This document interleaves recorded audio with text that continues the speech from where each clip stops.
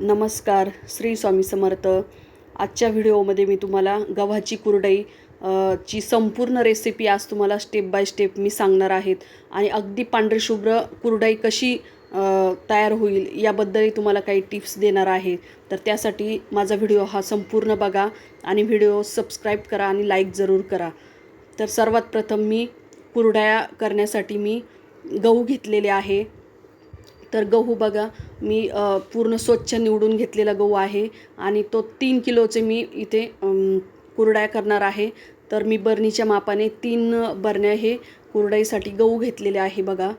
तर हे गहू मी स्वच्छ पाण्याने हे धुणार आहेत, कारण जेणेकरून त्याच्यामध्ये जे काही धूळ असेल किंवा माती असेल तर ती विरघळून किंवा ती निघून ती जाईल. आणि हे जे पाणी आहे ना कडेचं, तर ते मी म्हणजे सकाळी पाणी कडक उन्हामध्ये ते पाणी गरम करायला ठेवलं होतं आणि त्यानंतर हे जे गहू आहे तर ते गहू स्वच्छ धुवून मी ते पाण्यामध्ये ठेवत आहे. आणि गहू हे किती दिवस भिजायचे, तर गहू हे 3 दिवस भिजायचे आणि त्यातलं जे पाणी आहे ना तर ते दररोज आपण चेंज करायचं आहे, बदलायचं आहे. म्हणजे गव्हाला किंवा जी कुरडई असेल तिला आंबट वास येत नाही आणि गहू स्वच्छ भिजला जातो आणि स्वच्छ राहतो तो गहू. त्यासाठी आता हे 3 दिवसानंतर कधी कधी काय होतं तर गहू भिजत नाही, तर आपण 4 दिवसही ठेवू शकतो.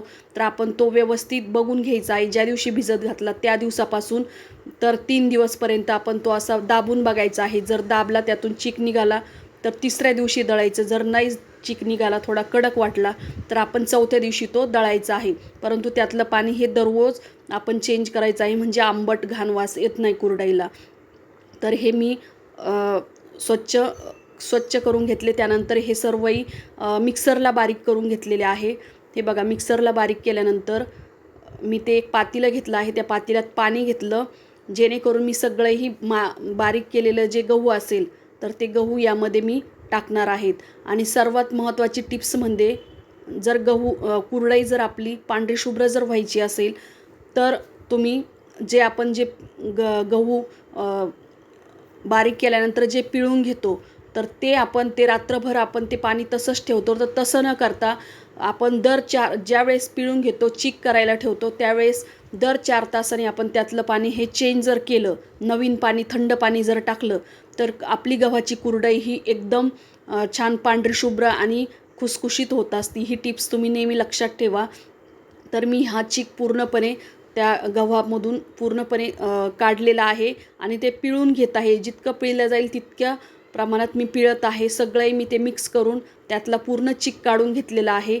आणि हे जे पहिल्या पातेल्यातलं जे पाणी आहे, हा दुसरा कोंडा आहे दुसऱ्या पाण्याचं. तर हे एक मी कपड्याने आधी मी चाळणीनं गाळणार आणि चाळणीनं कपड्यावरती गाळून घेणार. म्हणजे त्यातली जी गव्हाची बारीक बारीक कण असतात, आपण मिक्सरमध्ये वाटल्यामुळे एकदम बारीक होतं, तर बारीक बारीक जे गव्हाचे कण असतात त्यामुळे आपली कुरडई ही लालसर होऊ शकते. ती लालसर कुरडई होऊ नये म्हणून आपण हे असं आपल्याला कापड घ्यायचं आहे कॉटनचं, किंवा उपरणं असेल किंवा ओढणी असेल तरी चालतं. किंवा सर्वात आधी आपल्याला त्यात जर खूपच जर कोंडा राहिला असेल तर आपण चाळणी घ्यायची वरून चाळणीनं आणि नंतर खाली कापडाने डबल आपलं ते गाळल्या जातं. त्यामुळे गव्हाची कुरडई एकदम पांढरी शुभ्र होत असते. तर हे दुसरा जो कोंडा होता तो आधी मी पिळून टाकलेला तो बघा. तर तोही मी पिळून घेतलेला आहे, कारण त्यातही थोडासा जे आपल्या गव्हाचा जो चीक असतो तो राहत असतो. असं सर्वही मिळून मी ह्या डब्यामध्ये भरून ठेवलं आहे. तर मी ज्यावेळेस भरून ठेवलं त्याच्यानंतर 4 तासांनी मी त्यातलं जे पाणी वरती जे पाणी साठतं तर ते पाणी मी काढून घेते. असं 4 दिवस म्हणजे रात्री संध्याकाळी आणि ज्यावेळेस चीक काढला असं मी 3-4 तासांनी हे पाणी काढलेलं आहे पांढरंवरचं. आणि जो खाली जो राहतो तो चीक राहत असतो. असं जर आपण 3-4 वेळेस जर पाणी चेंज केलं तर कुरडई आपली एकदम पांढरी शुभ्र होत असती. तर हे बघा मी हे पाणी वरचं जे पाणी आहे ते जे म्हणजे वरती आलेलं जे पाणी आहे ते काढलेलं आहे आणि खाली बरोबर चीक आपला साठलेला आहे गव्हाचा. तर तो मी पूर्णपणे फोडून घेतलेला आहे अशा पद्धतीने. तर तो पूर्ण फोडून घ्यायचा आहे, कारण तो खूप कडक असतो, आपल्याला फोडायला थोडंसं कठीण जातो. परंतु आपण सगळाही तो त्याच्यात गाठी न राहता अगदी पूर्णपणे त्यात थोडंसं पाणी टाकून आपण आणि नेहमी थंड पाणीच टाकायचं आहे, ज्यामुळे ते पटकन निवळलं जातं. म्हणजे जर आपण चीक जर तयार केला तर तो त्या डब्यात ज्या भरणार आहोत त्या डब्यामध्ये तो टाकण्यासाठी थंड पाणी ओतायचं, म्हणजे जे खाली जे आपला चीक साठणार आहे तो पटकन थंड होतो. आणि हे बघा, मी ह्या पातेल्यात एवढा भरून माझा चीक झालेला आहे, म्हणजे जे गव्हाचं जे दूध जे निघालेलं आहे ते एवढं आहे. तर मी तेवढंच प्रमाण हे पाणी घेणार आहे, जेणेकरून आपल्याला चीक हटायचं आहे. त्यासाठी जेवढं चीक बसला तेवढंच पाण्याचं प्रमाण घ्यायचं आहे. तर मी हे पातेलं भरून तेवढंच पाणी घेत आहे. लक्षात ठेवायचं आहे ही गोष्ट. जेवढा आपला चीक असेल, एका पातेल्याचं माप करायचं, तेवढंच आपल्याला पाणी ठेवायचं आहे. आणि मीठ हे कमीच टाकायचं आहे. अगदी ओंजळ, अर्धी ओंजळ, मी 3 किलोसाठी अर्धी ओंजळ मीठ टाकलेले आहे. जर तुम्हाला जास्त करायचं असेल, कारण हे कुरडया किंवा वाळवणाचे पदार्थ हे नंतर खारट होत असतात, त्यामुळे मी हे थोडंच मीठ टाकलेलं आहे. एकदम खूप कमी पण नाही टाकायचं, नाहीतर मग कुरडया हे आपल्या तुटतात.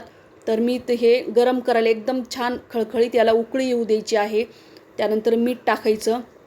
मीठ टाकल्यानंतर त्याला चांगली उकळी आल्यानंतर त्यात कुठल्याही प्रकारचं आपण तेल टाकणार नाही किंवा जिरे मोहरी काहीच टाकणार नाही. फक्त आपण हे पिठाचं बनवणार आहोत. आणि ही कुरडई खूप छान खुसखुशीत लागत असती आणि पौष्टिक पण असते. तर हे बघा, याला छान अशी उकळी आलेली आहे, कारण जितकी चांगली उकळी येईल तितक्या प्रमाणात ते पीठ हे आपलं चांगलं शिजत असतं, चीक हा शिजत असतो.